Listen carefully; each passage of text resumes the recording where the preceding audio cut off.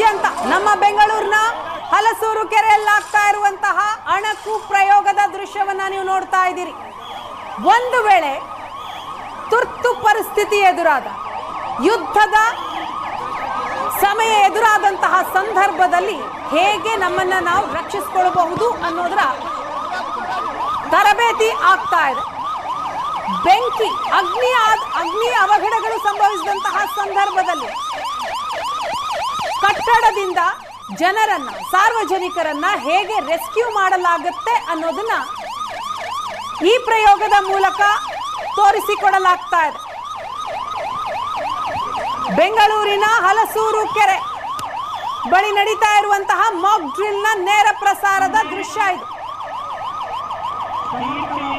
ಸಾರ್ವಜನಿಕರಿಗೆ ಅರಿವು ಮೂಡಿಸುವಂತಹ ಕೆಲಸ ಈ ತರಬೇತಿಯ ಮೂಲಕ ಆಗ್ತಾ ಇದೆ. ತುರ್ತು ಸಂದರ್ಭ ಎದುರಾದಾಗ ಮೊದಲಿಗೆ ಸೈರನ್ ಆಗುತ್ತೆ. ಸೈರನ್ ಆದ ತಕ್ಷಣ ಯಾವ ರೀತಿ ವರ್ತಿಸಬೇಕು ಜನಸಾಮಾನ್ಯರು, ಇದರ ಜೊತೆಗೆ ರೆಸ್ಕ್ಯೂ ಆಗುವಂತಹ ಸಂದರ್ಭ ಹೇಗಿರುತ್ತೆ ಅದನ್ನ ಪ್ರಾಯೋಗಿಕವಾಗಿ ಮಾಡಿ ತೋರಿಸಲಾಗ್ತಾ ಇದೆ. ಕಟ್ಟಡದ ಮೇಲೆ ದಾಳಿಗಳಾದಾಗ ಹೇಗೆ ರೆಸ್ಕ್ಯೂ ಮಾಡಲಾಗುತ್ತೆ ಅನ್ನೋದನ್ನ ದೃಶ್ಯದಲ್ಲಿ ನೋಡ್ತಾ ಇದೆ.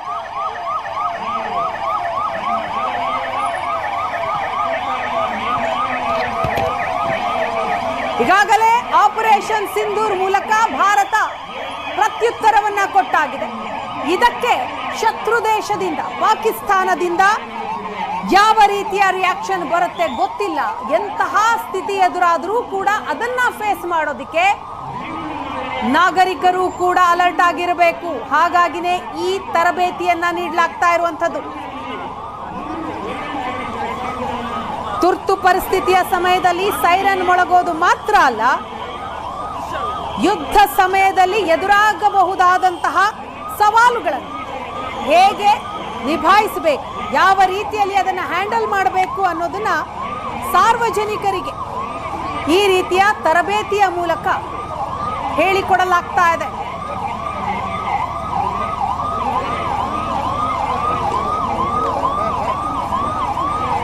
ಬೆಂಗಳೂರು ಸೇರಿದ ಹಾಗೆ 244 ಜಿಲ್ಲೆಗಳಲ್ಲೂ ಕೂಡ ಇದೇ ರೀತಿ ಮಾಕ್ ಡ್ರಿಲ್ ಆಗ್ತಾ ಇದೆ. ಬೇರೆ ಬೇರೆ ಕಡೆಗಳಲ್ಲಿ, ಬೇರೆ ಬೇರೆ ಸ್ಥಳಗಳಲ್ಲಿ, ದೊಡ್ಡ ದೊಡ್ಡ ಕಟ್ಟಡ ಪ್ರದೇಶ, ದೇವಸ್ಥಾನ, ರೈಲ್ವೆ ನಿಲ್ದಾಣ, ಜನನಿಬಿಡ ಪ್ರದೇಶ, ಈ ಎಲ್ಲ ಕಡೆಗಳಲ್ಲಿ ಹೇಗೆ ನಾವು ಅಲರ್ಟ್ ಆಗಿರಬೇಕು, ಯಾವ ರೀತಿಯ ಕ್ರಮಗಳನ್ನು ತೆಗೆದುಕೊಳ್ಳಬೇಕು, ಇದರ ಬಗ್ಗೆ ಆಪರೇಷನ್ ಅಭ್ಯಾಸ್ ಮೂಲಕ ತರಬೇತಿಗೊಳಿಸಲಾಗ್ತಾ ಇದೆ. ಇದೇ ರೀತಿಯ ಪ್ರಯೋಗ 1 ವಾರ ನಡೆಯುತ್ತೆ. ಇವತ್ತಿನಿಂದ ಸುಮಾರು 1 ವಾರಗಳ ಕಾಲ ಈ ರೀತಿ ಅಣಕು ಪ್ರಯೋಗಗಳನ್ನು ಮಾಡಲಾಗತ್ತೆ. ತುರ್ತು ಸಂದರ್ಭದಲ್ಲಿ ಹೇಗೆ ರಕ್ಷಣೆ ಮಾಡಲಾಗತ್ತೆ ಅನ್ನೋದರ ಅರಿವನ್ನ ಸಾರ್ವಜನಿಕರಿಗೆ ನೀಡಲಾಗ್ತಾ ಇರುವಂಥದ್ದು.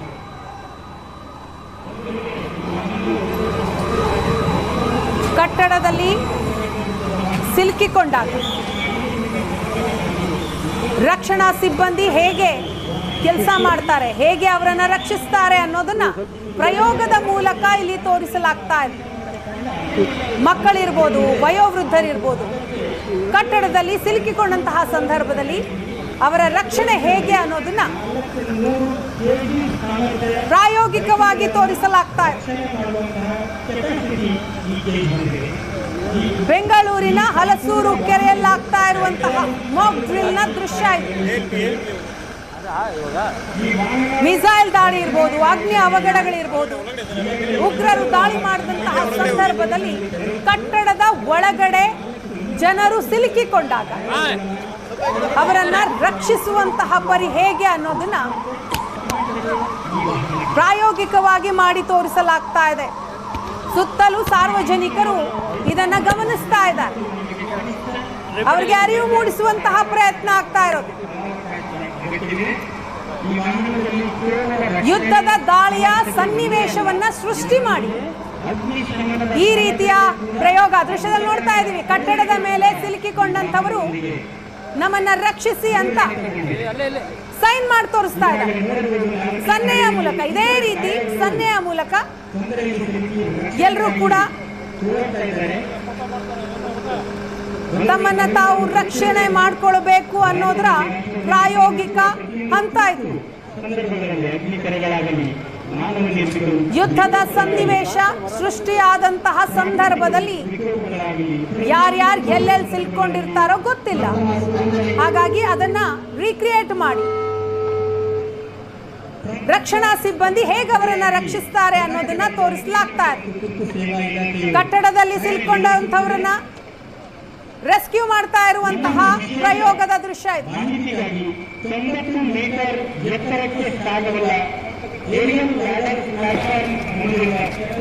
ಹಲಸೂರು ಕೆರೆ ಬಳಿ ಈ ಮಾಕ್ ಡ್ರಿಲ್ ಆಗ್ತಾ ಇದೆ.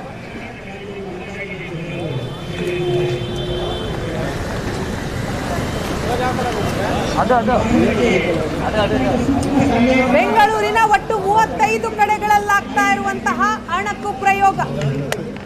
ಸೈರನ್ ಸದ್ದು ಕೇಳಿದಾಗ ಯಾವ ರೀತಿ ನಾಗರಿಕರು ಓಡಿ ಬರಬೇಕು, ಹೇಗೆ ಅಲರ್ಟ್ ಆಗಿರಬೇಕು, ತುರ್ತು ಸಂದರ್ಭದಲ್ಲಿ ಹೇಗೆ ರಕ್ಷಣೆ ಮಾಡಿಕೊಳ್ಳಬೇಕು ಅನ್ನೋದರ ಪ್ರಯೋಗವನ್ನ ಮಾಡಿ ತೋರಿಸಲಾಗ್ತಾ ಇದೆ.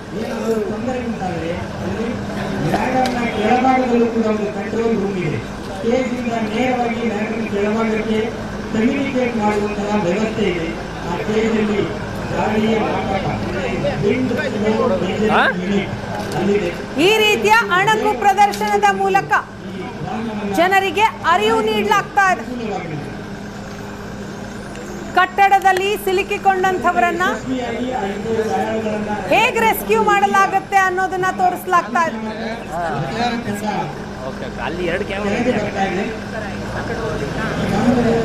ಬಾಂಬ್ ಸ್ಫೋಟದ ಘಟನೆಯ ರೀತಿ ಮಾಕ್ ಡ್ರಿಲ್ಗಳಾಗ್ತಾ ಇರುವಂಥದ್ದು. ಆಪರೇಷನ್ ಅಭ್ಯಾಸ್ ಮೂಲಕ ಈ ಮಾಕ್ ಡ್ರಿಲ್ ಮಾಡಲಾಗ್ತಾ ಇದೆ.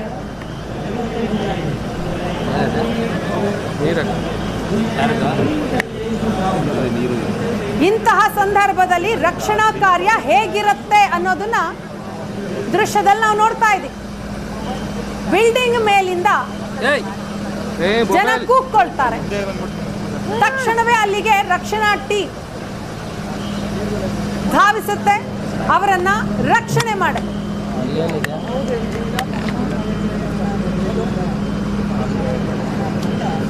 ಆ ಗಾಯಾಳುಗಳನ್ನ ವೈದ್ಯಕೀಯ ಚಿಕಿತ್ಸೆಗೆ ಅನುವು ಮಾಡಿಕೊಡಲಿದೆ. ತದನಂತರ ಬಂಧುಗಳ ತಮಗೆಲ್ಲರಿಗೂ ಗೊತ್ತಿದೆ, ಸಿವಿಲ್ ಡಿಫೆನ್ಸ್ ಟೀಮ್ ನಿಂದ ಆಗ್ತಾ ಇರುವಂತಹ ಮಾಕ್ ಡ್ರಿಲ್ ಇದು. ಜೀವ ರಕ್ಷಣೆ, ನಂತರ ಅಗ್ನಿಶಮನ ಹಾಗೂ ಆಸ್ತಿ ಪಾಸ್ತಿಯ ರಕ್ಷಣೆ. ಅದರ ಅಂಗವಾಗಿ ಮೊಟ್ಟ ಮೊದಲಿಗೆ ನಾಗರಿಕರು ಯಾವುದೇ ಸ್ಥಳದಲ್ಲಿ ಸಿಲುಕೊಂಡಿದ್ದಾರೆ, ಜೀವ ರಕ್ಷಣೆಯನ್ನ ಮಾಡಿದೆ. ಹೇಗೆ ಅವರನ್ನ ರೆಸ್ಕ್ಯೂ ಮಾಡಲಾಗುತ್ತೆ, ಜನ ಹೇಗೆ ವರ್ತಿಸಬೇಕು. ಒಂದು ವೇಳೆ ನಿಜವಾಗ್ಲೂ ಕೂಡ ಯುದ್ಧದ ಸಂದರ್ಭ ಎದುರಾದಾಗ ಏನೆಲ್ಲ ಸವಾಲುಗಳು, ಚಾಲೆಂಜಸ್ ಇರುತ್ತೆ ಅನ್ನೋದನ್ನ ಈ ರೀತಿ ಪ್ರಯೋಗದ ಮೂಲಕ ತೋರಿಸಲಾಗ್ತಾ ಇದೆ. ನಿಗದಿತ ಸ್ಥಳದಲ್ಲಿ ನಡೀತಾ ಇರುವಂತಹ ತರಬೇತಿ. ದೊಡ್ಡ ಕಟ್ಟಡದಿಂದ ಸಿಲ್ಕೊಂಡಂಥವ್ರನ್ನ ರಕ್ಷಣೆ ಮಾಡಿ ಗಾಯಗೊಂಡಂಥವ್ರನ್ನ ಆಸ್ಪತ್ರೆಗೆ ಶಿಫ್ಟ್ ಮಾಡುವ ಸಂದರ್ಭದ ದೃಶ್ಯ ಇದೆ. ಈ ಮಾನಿಟರ್ ಸುಮಾರು 40 ಮೀಟರ್ ದೂರಕ್ಕೆ ನೀರನ್ನ ಹೊರಚೆಲ್ಲುವ ಸಾಮರ್ಥ್ಯವನ್ನ ಹೊಂದಿದೆ.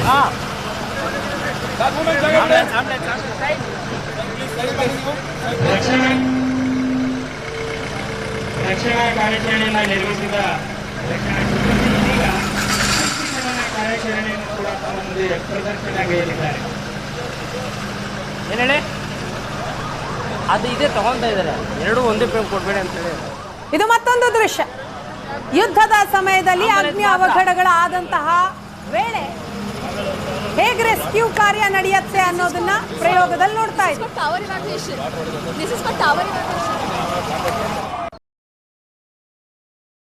ಸದಾಕಾಲವೂ ಗಿಜ್ಜುಗುಡ್ತಾ ಇರ್ತದೆ. ಒಂದು ವೇಳೆ ರೈಲ್ವೆ ನಿಲ್ದಾಣಗಳಲ್ಲಿ ಬಾಂಬ್ ಬ್ಲಾಸ್ಟ್ ಆದಾಗ ಪ್ರಯಾಣಿಕರನ್ನ ಯಾವ ರೀತಿಯಾಗಿ ರಕ್ಷಣೆ ಮಾಡಬೇಕು ಅನ್ನುವಂಥದ್ದನ್ನೇ ಈಗ ಮಾಕ್ ಡ್ರಿಲ್ ಮುಖಾಂತರ ತೋರಿಸಲಾಗ್ತಾ ಇದೆ. ನೀವು ನೋಡ್ತಾ ಇರ್ಬೋದು, ರಾಯಚೂರಿನ ರೈಲ್ವೆ ನಿಲ್ದಾಣದಲ್ಲಿ ಅಣಕು ಪ್ರದರ್ಶನ ಮಾಡೋದ್ರ ಮುಖಾಂತರ ಈ ಒಂದು ನಾಗರಿಕರನ್ನ ಯಾವ ರೀತಿಯಾಗಿ ರಕ್ಷಣೆ ಮಾಡಬೇಕು ಅನ್ನೋದನ್ನು ಮಾಕ್ ಡ್ರಿಲ್ ಮುಖಾಂತರ ಈಗಾಗಲೇ ತೋರಿಸಲಾಗ್ತಾ ಇದೆ. ನೀವು ನೋಡ್ತಾ ಇದ್ದೀರಲ್ಲ, ರಾಯಚೂರಿನ ಕೇಂದ್ರ ನಿಲ್ದಾಣದಲ್ಲಿ ಆಂಧ್ರದ ಕಡಪ ಮೂಲದ ಸಿವಿಲ್ ಡಿಫೆನ್ಸ್ ತಂಡದಿಂದ ಇವತ್ತು ಮಾಕ್ ಡ್ರಿಲ್ಸ್ ಅನ್ನು ನಡೆಸಲಾಗ್ತದೆ. ಯುದ್ಧದ ಸಂದರ್ಭದಲ್ಲಿ ನಾಗರಿಕರು ಯಾವ ರೀತಿಯಾಗಿ ಜಾಗೃತರಾಗಬೇಕು ಅಂತೇಳಿ 30ಕ್ಕೂ ಅಧಿಕ ಈ ಒಂದು ಸಿವಿಲ್ ಡಿಫೆನ್ಸ್ ತಂಡದಿಂದ ಮಾಕ್ ಡ್ರಿಲ್ಸ್ ಅನ್ನು ಮಾಡಲಾಗ್ತಾ ಇದೆ. ಲಕ್ಷ್ಮೀ ಬಾಂಬು ಮತ್ತು ಸ್ಮೋಕನ್ನು ಬಾಂಬ್ ಬ್ಲಾಸ್ಟ್ ರೀತಿಯಲ್ಲಿ ಬಳಸಿ ಜಾಗೃತಿಯನ್ನು ಮೂಡಿಸಲಾಗ್ತಾ ಇದೆ. ನೀವು ನೋಡ್ತಾ ಇದ್ರೆ ದೃಶ್ಯಾವಳಿಗಳಲ್ಲಿ ರೈಲ್ವೆ ನಿಲ್ದಾಣಗಳಲ್ಲಿ ಬಾಂಬ್ ಬ್ಲಾಸ್ಟ್ ಆದಾಗ ಪ್ರಯಾಣಿಕರು ಗಾಯಗೊಂಡಿರ್ತಾರೆ. ಅಂಥ ಪ್ರಯಾಣಿಕರನ್ನ ಯಾವ ರೀತಿಯಾಗಿ ಸಂರಕ್ಷಣೆ ಮಾಡಬೇಕು, ಅವರ ಜೀವವನ್ನು ಉಳಿಸ್ಲಿಕ್ಕೆ ಏನೆಲ್ಲ ಪ್ರಯತ್ನ ಮಾಡಬೇಕು ಅನ್ನುವಂಥದ್ದು ಕೂಡ ಇಲ್ಲಿ ತಾವು ದೃಶ್ಯಾವಳಿಗಳಲ್ಲಿ ನೋಡ್ತಾ ಇರ್ಬೋದು. ಈ ಒಂದು ಮಾಕ್ ಡ್ರಿಲ್ ಮುಖಾಂತರ ಜನರಲ್ಲಿ ಒಂದು ರೀತಿ ಜಾಗೃತಿಯನ್ನು ಮೂಡಿಸಲಾಗ್ತಾ ಇದೆ. ರಾಯಚೂರು ರೈಲ್ವೆ ನಿಲ್ದಾಣದಲ್ಲಿ ಪ್ರಯಾಣಿಕರು ಕೂಡ ಈ ಒಂದು ಏನು ಸಿವಿಲ್ ಡಿಫೆನ್ಸ್ ತಂಡ ಮಾಡ್ತಕ್ಕಂಥ ಜಾಗೃತಿಯನ್ನು ಕೂಡ ನೋಡಲಿಕ್ಕೆ ಮುಂದಾಗ್ತಾ ಇದ್ದಾರೆ. ನೀವು ನೋಡ್ತಾ ಇರ್ಬೋದು, ಸಿಬ್ಬಂದಿಗಳಿಗೂ ಕೂಡ ವಿವಿಧ ರೀತಿಯ ತರಬೇತಿಯನ್ನು ನೀಡಿ ಈ ರೀತಿಯಾಗಿ ಒಂದು ವೇಳೆ ಏನಾದರೂ ಬಾಂಬ್ ದಾಳಿ ಆಯಿತು ಅಂತಂದರೆ ತಾವು ರಕ್ಷಣೆ ಯಾವ ರೀತಿ ಪಡಿಬೇಕು ಅನ್ನೋದನ್ನು ತೋರಿಸಲಾಗ್ತಾ ಇದೆ. ಇನ್ನೊಂದು ಕಡೆ ನೀವು ನೋಡ್ತಾ ಇರ್ಬೋದು, ಗಾಯಗೊಂಡವ್ರನ್ನ ಯಾವ ರೀತಿಯಾಗಿ ಅವ್ರನ್ನ ಚಿಕಿತ್ಸೆಗೆ ಒಳಪಡಿಸಲಾಗ್ತಾ ಇದೆ, ಅವ್ರನ್ನ ಯಾವ ರೀತಿಯಾಗಿ ತೆಗೆದುಕೊಂಡು ಹೋಗಬೇಕು ಅನ್ನುವಂಥದ್ದು ಕೂಡ ಇಲ್ಲಿ ತೋರಿಸಲಾಗ್ತಾ ಇದೆ. ಇನ್ನೊಂದು ಕಡೆ ಈ ರೀತಿ ಬಾಂಬ್ ದಾಳಿ ಆದಾಗ ಗಾಯಗೊಂಡವರು ನರಳಾಟವನ್ನು ನಡೆಸ್ತಿರ್ತಾರೆ. ಆ ನರಳಾಟಗೊಂಡಂಥವರಿಗೆ ಪ್ರಾಥಮಿಕ ಚಿಕಿತ್ಸೆಯನ್ನು ಯಾವ ರೀತಿ ಕೊಡಬೇಕು ಅನ್ನೋದಕ್ಕೆ ಕಾರಣಕ್ಕೂ ಕೂಡ ಇಲ್ಲಿ ಮಾಕ್ ಡ್ರಿಲ್ ಮುಖಾಂತರ ಎಲ್ಲವನ್ನೂ ಕೂಡ ತೋರಿಸಲಾಗ್ತಾ ಇದೆ. ನೀವು ದೃಶ್ಯಾವಳಿಗಳಲ್ಲಿ ನೋಡ್ಬೋದು, ಸಿವಿಲ್ ಡಿಫೆನ್ಸ್ ತಂಡ ಒಂದು ವೇಳೆ ಗಾಯಗೊಂಡು ರಕ್ತಸ್ರಾವ ಏನಾದರೂ ಆಗ್ತಾ ಇದ್ರೆ ಅವರಿಗೆ ಸ್ಥಳದಲ್ಲಿ ಯಾವ ರೀತಿಯಾಗಿ ಮುಂಜಾಗ್ರತೆ ಚಿಕಿತ್ಸೆಯನ್ನು ನೀಡಿ ಅವ್ರನ್ನ ತೆಗೆದುಕೊಂಡು ಹೋಗಬೇಕು ಅನ್ನುವಂಥದ್ದು ಕೂಡ ಇಲ್ಲಿ ತೋರಿಸಲಾಗ್ತಾ ಇದೆ. ಇನ್ನೊಂದು ಕಡೆ ನೀವು ನೋಡ್ತಾ ಇರ್ಬೋದು, ತುರ್ತು ಸಂದರ್ಭದಲ್ಲಿ ಅವರಿಗೆ ವಿಶೇಷ ಚಿಕಿತ್ಸೆಗೆ ವ್ಯವಸ್ಥೆ ಕೂಡ ಇಲ್ಲಿ ಮಾಡಲಾಗಿದೆ. ನೀವು ನೋಡ್ತಾ ಇರ್ಬೋದು, ಈ ಒಂದು ಫಸ್ಟ್ ಏಡ್ ವ್ಯವಸ್ಥೆ ಕೂಡ ಇಲ್ಲಿ ಕಾಣ್ಬೋದಾಗಿದೆ. ನೀವು ದೃಶ್ಯಾವಳಿಗಳಲ್ಲಿ ನೋಡ್ತಾ ಇರ್ಬೋದು, ಮಾಕ್ ಡ್ರಿಲ್ ಸಂದರ್ಭದಲ್ಲಿ ಅವ್ರನ್ನ ಯಾವ ರೀತಿಯಾಗಿ ತೆಗೆದುಕೊಂಡು ಬಂದು ಇಲ್ಲಿ ಫಸ್ಟ್ ಏಡ್ ವ್ಯವಸ್ಥೆಗಳನ್ನು ಮಾಡಿದ್ದಾರೆ. ಅದೇ ರೀತಿಯಾಗಿ ಆ ಫಸ್ಟ್ ಏಡ್ ಮುಖಾಂತರ ಅವರಿಗೆ ಗಾಯಗೊಂಡು ನರಳಾಟ ನಡೆಸ್ತಿರ್ತಾರೆ, ಅಂಥವರಿಗೆ ಇಲ್ಲಿ ಚಿಕಿತ್ಸೆ ನೀಡಲಿಕ್ಕೆ ವೈದ್ಯರ ತಂಡ ಕೂಡ ಇಲ್ಲಿ ನಿಯೋಜನೆ ಮಾಡಿದ್ದಾರೆ. ಒಟ್ಟಾರೆ ಹೇಳಬೇಕಾದ್ರೆ ಈ ಒಂದು ಮಾಕ್ ಡ್ರಿಲ್ ಮುಖಾಂತರ ಒಂದು ವೇಳೆ ರೈಲ್ವೆ ನಿಲ್ದಾಣಗಳಲ್ಲಿ ಏನಾದರೂ ದಾಳಿ ಆದರೆ ಯಾವ ರೀತಿಯಾಗಿ ಪ್ರಯಾಣಿಕರ ಜೀವವನ್ನು ಉಳಿಸಬೇಕು ಅನ್ನೋದನ್ನು ರೈಲ್ವೆ ಇಲಾಖೆ ಮಾಡಿ ತೋರಿಸ್ತಾ ಇದೆ ಅಂತ ಹೇಳ್ಬೋದು. ರಾಯಚೂರಿಂದ ಕ್ಯಾಮ್ರಾಮನ್ ಶ್ರೀನಿವಾಸ್ ಜೊತೆ ಜಗನ್ನಾಥ್ ಪೂಜಾರ್, ಏಷ್ಯಾನೆಟ್ ಸುವರ್ಣ ನ್ಯೂಸ್.